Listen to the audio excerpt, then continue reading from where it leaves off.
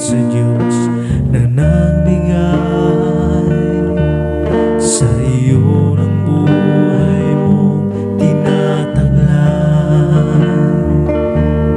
Kung wala ka na rin bukas, kung wala ka na rin lakas, kailan susunod sa ating tagapagligtas? Kung hindi ngayon, maaaring muli na kung ipagpabukas pa. Kung hindi ngayon, ay malilimot mo na ang iyong pagpapasya.